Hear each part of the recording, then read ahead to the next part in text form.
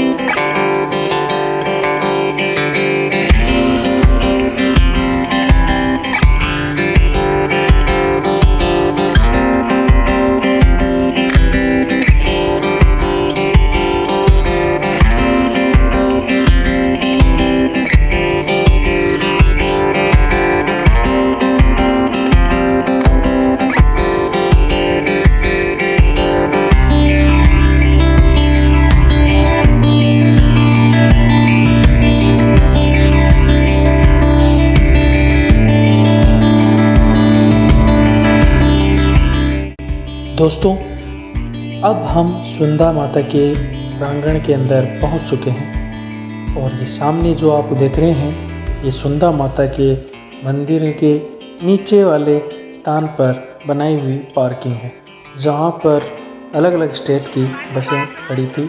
और हम अब अंदर की ओर प्रस्थान करते हैं। काफ़ी शोर, यहाँ के पेड़ पौधों पर आकर देखकर मन मोह जाएगा, लेकिन यहाँ की चढ़ाई बहुत ही खतरनाक है।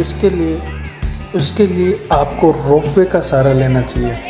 मैंने तो 135 रुपये टिकट लेकर अप और डाउन दोनों की बुकिंग करवाई थी और मैं टिकट दिखाकर सीधा अंदर की ओर रवाना होने लगा। और रोपवे में जाने का मेरा पहला अनुभव था। काफ़ी डर लग रहा था, लेकिन उसके अंदर बैठने के बाद में वो शंका दूर हो गई, थोड़ा आनंद आने लगा था।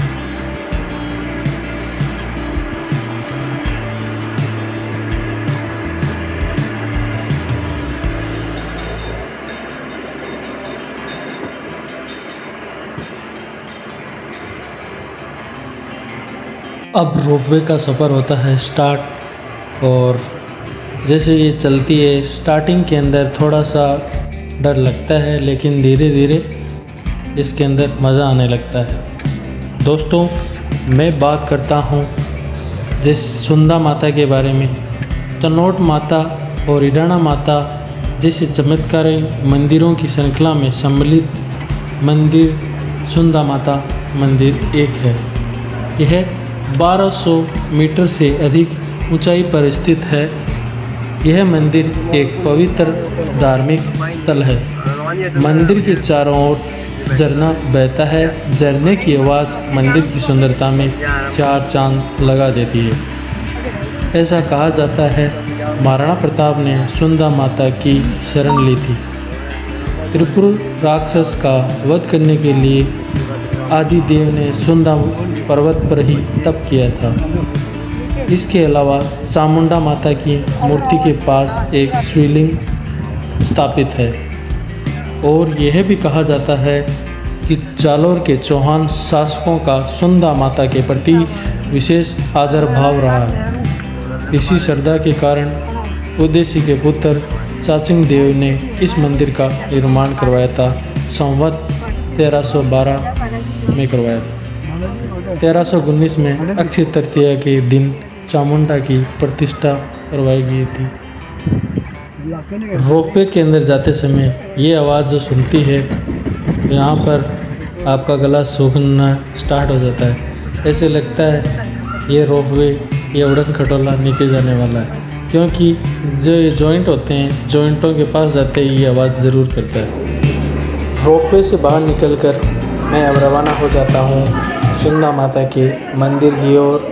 बाहर निकलते ही मैं सोच रहा था सामने ही सुंदा माता का मंदिर होगा, लेकिन मुझे बाहर निकलने के बाद में पता चलता है कि मुझे अब आगे की ओर पैदल ही जाना पड़ेगा, क्योंकि ये रोपवे यहाँ तक ख़त्म हो चुका था। यहाँ पर पहाड़ है, 1800-1500 मीटर की दूरी तो मैंने पहाड़ ऊंचाई है वो रोपवे से कर ली, लेकिन अब ये जो पानी आपको दिख रहा है, ये एक नाला है या झरना बोल सकते हैं। ये झरना बारिश के दिनों के अंदर तेज़ होता है और अन्य समय के अंदर, अब गर्मियों के अंदर ये झरना बहुत कम मात्रा के अंदर बहता रहता है। और बाहर निकलने के बाद में मंदिर मेरे सामने दिख रहा था मुझे, और यहाँ पर अलग अलग समाज की धर्मशाला बनी हुई है। यहाँ पर आने वाले सभी लोग यहाँ पर 1 से 2 दिन रुकते हैं। और सामने मैं देखता हूँ तो सुंदा माता का जो प्रांगण है वो दिख जाता है। और अब मुझे यहाँ से मोबाइल को बंद करना पड़ेगा, क्योंकि यहाँ ऊपर वीडियोग्राफी अलाउ नहीं है। तो मैं अपने जूते खोलता हूँ और रवाना हो जाता हूँ सुंदा माता के प्रांगण की ओर। ये दोस्तों सुंदा माता का बहुत बड़ा मंदिर है, और यहाँ पर एक शक्ति के रूप ईंट के रूप में ये शक्ति का चिन्ह यानी कि त्रिशूल विराजमान है। और यहाँ पर 24 घंटे धूना या उनका धूना चलता रहता है। अब मैं आपको इसका एंट्रेंस है वो दिखाता हूँ। ये दोस्तों जो हम बात कर रहे थे, चौहान राज्य के चाचिंग देव की ये मूर्ति उनकी बनी हुई है, और यहाँ पर भी प्रसाद वगैरह चढ़ाते हैं। ये मंदिर का मेन एंट्रेंस है, जहाँ से मंदिर की ओर प्रवेश किया जाता है, लेकिन यहाँ पर मोबाइल और कैमरा अलाउड नहीं है। ये रास्ता ऊपर की ओर जाता है। तो मैं यहाँ से मेरा कैमरा बंद करता हूँ और रवाना हो जाता हूँ आगे की ओर। अब दोस्तों मैंने सारे दर्शन करने के बाद में एक भैरवनाथ का मंदिर है। भैरवनाथ के दर्शन के बिना ये सफ़र अधूरा होता है, ये यात्रा आपकी अधूरी रहती है। तो आपको कुछ दूरी पैदल ही रवाना होना पड़ेगा, जो सुंदा माता मंदिर से भी ऊपर पहाड़ पे स्थित है। अब मैं ऊपर आ गया हूँ। यहाँ पर देखने की एक अजीब बात ये है कि पहाड़ से भी ऊंचा टीला बना हुआ है, और उस पर भी कैमल वगैरह मतलब डेजर्ट सफारी का काम होता है। जैसे हमारे जैसलमेर के अंदर समदौरा के अंदर कैमल वगैरह होते हैं, वह वैसे ही यहाँ पर सफारी होती है। अब देखने की बात ये, पहाड़ पे इतनी मिट्टी का आई कहाँ से? शायद ये नदी के कारण आ गई होगी, लेकिन नदी इतनी ऊंचाई पे होने के कारण ये इतनी मिट्टी आई कहाँ से? आप सामने देखो, टीले के अंदर मिट्टी से भरा हुआ है और पत्थर भी है। ये खड़ी चढ़ाई है दोस्तों, इस पे आपको बहुत ही ध्यान से चढ़ना पड़ेगा, नहीं तो आपको यहाँ पर सामने चढ़ने के लिए, सहारा देने के लिए कुछ भी नहीं है, तो आप सीधे नीचे जा सकते हैं। ये देखो, पहले आते हैं आशापुरी माँ का मंदिर, इस गुफा के अंदर है। ये यहाँ पर आपको आशापुरी माता के दर्शन करने अनिवार्य होते हैं, उसके बाद में ही भैरवनाथ के दर्शन करवाते हैं। वहाँ पर जो पंडित जी बैठे होते हैं वो आपको बोल देंगे कि आपको पहले आशापुरी माता जी के मंदिर की ही दर्शन करने। यहाँ पर जोत चल रही है और मैं निकलता हूँ यहाँ से बाहर। रास्ता सकड़ा है तो दोस्तों यहाँ पर खड़ा होकर चलना नामुमकिन है। अब मैं आगे जाता हूँ। ये भैरवनाथ का मंदिर है। ये भैरवनाथ ने माँ सुंदा माता की कृपा पाने के लिए यहाँ पर लगभग 30 से 40 साल तपस्या की थी, तब जाकर माँ ने सात्विक भैरव के रूप में भैरवनाथ को अपनाया था। ये था मेरा सफ़र।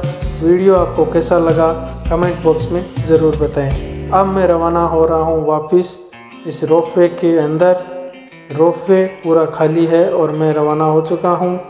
मेरे सिवा कोई भी एक सिंगल बंदा भी नहीं है, मैं अकेला ही इसके अंदर जा रहा हूँ। और दोस्तों ये सफ़र यहीं होता है समाप्त, और आप सभी का आशीर्वाद यूं ही बना रहे। अब मिलते हैं अगले वीडियो के अंदर।